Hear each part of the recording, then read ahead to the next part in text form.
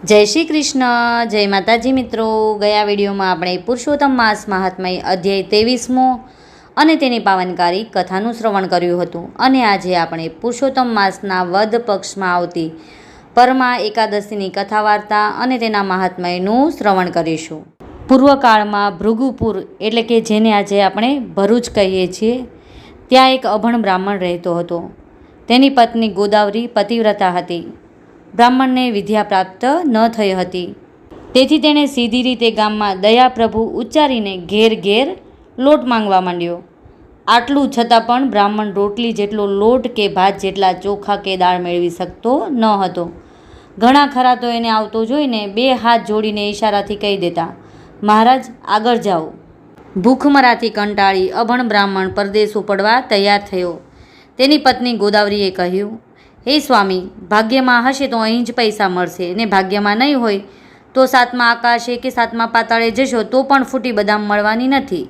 વળી તમારા વગર હું એકલી રહી પણ શકું એમ નથી. આ વાર્તાલાપ ચાલતો હતો એ સમયે એક અતિવૃદ્ધ સાધુ એમના ઘર આંગણે આવી ઊભા રહ્યા. ગોદાવરી તત્કાળ સાધુને ઘરમાં બોલાવી માનથી બેસાડી તેના પગ ધોઈ ફૂલહાર અર્પી તેને નમન કરી કહેવા લાગી, હે સાધુ મહારાજ, આતિથ્ય લીધા વિના આપે જવું નહીં એવી મારી આપને પ્રાર્થના છે. સાધુ બોલ્યા, આવતીકાલે પરમા એકાદશી છે, એટલે મારે જલ્દી એક પ્રભુ ભક્તને ત્યાં જવું જોઈએ. પણ ગોદાવરીએ તથા તેના પતિએ સાધુ મહારાજને ખૂબ આગ્રહ કરી રોક્યા.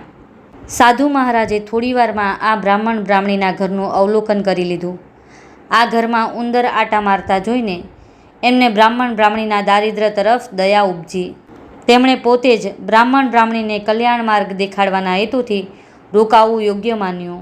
સાધુ મહારાજે કહ્યું, આવતીકાલે તમે પતિ પત્ની વહેલા ઉઠજો. ઉઠતા વેત નદીએ જજો, મને પણ સાથે લઈ જજો. આપણે 3 જણા પવિત્ર નદીમાં સ્નાન કરીશું. આખો દિવસ તમારે અને મારે ઉપવાસ કરવાનો છે, એ ભૂલતા નહીં.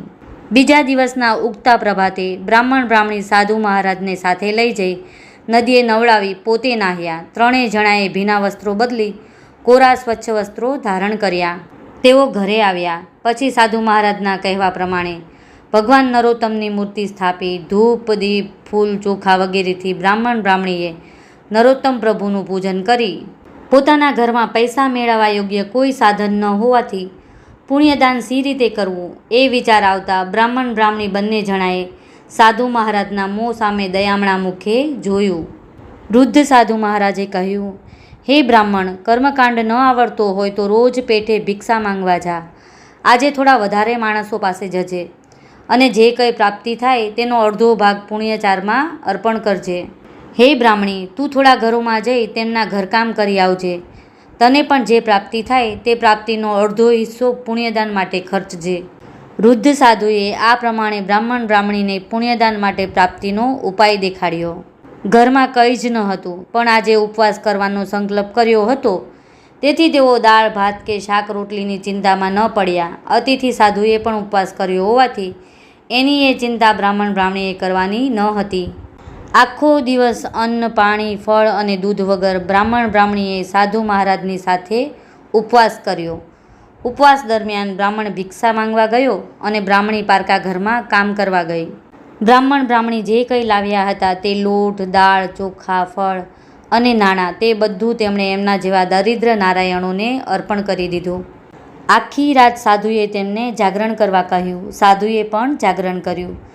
સવારમાં સ્નાન સંધ્યાદી કર્મથી પરવારી નરોત્તમ ભગવાનની પૂજા કરી સાધુ મહારાજે કહ્યું, આજે હું વિદાય માગું છું. તમે બ્રાહ્મણ બ્રાહ્મણી મને વિદાય આપો, નહીં તો હવે મારી તીર્થયાત્રાને અજાણપણે વિઘ્નરૂપ થવાનું પાપ તમારા માથા પર ચડશે અને તમે જે એકાદશી વ્રત કરો છો તેનું સર્વ પુણ્ય ભસ્મ થશે. બ્રાહ્મણ બ્રાહ્મણીએ નમન વંદન પૂજન કરી વૃદ્ધ સાધુ મહારાજને વિદાય આપી. એ વખતે એક નાનકડો સંઘ કુદરતી જ એને સાથ આપવા જાણે એની પાસે આવ્યો. વિદાય લેતી વખતે સાધુ મહારાજે બ્રાહ્મણ બ્રાહ્મણીને એકાદશી આરંભાતા અને અમાવસ્યા સુધી લંબાતા પંચરાત્રિના ઉપવાસ કરવા અને આ જ વિધિનું પાલન કરવા સૂચવ્યું ને એ સંઘમાં અદૃશ્ય થઈ ગયા. બ્રાહ્મણ બ્રાહ્મણીનું પંચરાત્રિનો ઉપવાસ અને પુણ્યદાન ભક્તિભાવપૂર્વક પૂર્ણ થતાની સાથે જ એક ચમત્કાર થયો. શ્રી પુરુષોત્તમ માસની સમાપ્તિ પછીના બીજના દિવસે જ એક રાજકુમાર બ્રાહ્મણ બ્રાહ્મણીના ઘર પાસે ઘોડા પરથી નીચે પટકાઈ પડ્યો. બ્રાહ્મણ બ્રાહ્મણી પોતાના ઘરમાંથી બહાર દોડી આવ્યા. રાજકુમારને ઉંચકી પોતાના ઘરમાં લઈ ગયા. નજીકના વૈદ્યને બોલાવી તેની સલાહ સૂચના પ્રમાણે રાજકુમારની સારવાર કરી. વૈદ્યે રાજકુમારને પડી રહેવાની ભલામણ કરી વિદાય લીધી. 4 પ્રહર સુધી રાજકુમાર બ્રાહ્મણ બ્રાહ્મણીના ઘરમાં પથારીવશ નિંદ્રાધીન રહ્યા. પછી જ્યારે જાગૃત થયો તેણે બ્રાહ્મણ બ્રાહ્મણી તથા વૈદ્યને બીજા દિવસની સવારે રાજસભામાં આવવા કહ્યું. બીજા દિવસની સવારે એક ભવ્ય રથમાં સારથી સ્થાને રાજકુમાર બેઠો હતો. તે બ્રાહ્મણ બ્રાહ્મણીને તથા વૈદ્યને રાજમંદિરમાં લઈ ગયો. પોતાના માતા પિતાને સર્વ ઘટના કહી. બ્રાહ્મણ બ્રાહ્મણીને સારી ઉપજવાળું એક ગામ દાન કર્યું અને વૈદ્યને પણ રાજકુમારે સારી બક્ષિસો આપી. આવી રીતે બ્રાહ્મણ બ્રાહ્મણીને પરમા એકાદશી પંચરાત્રિનું વ્રત ફળ્યું. બોલો પુરુષોત્તમ ભગવાનની જય.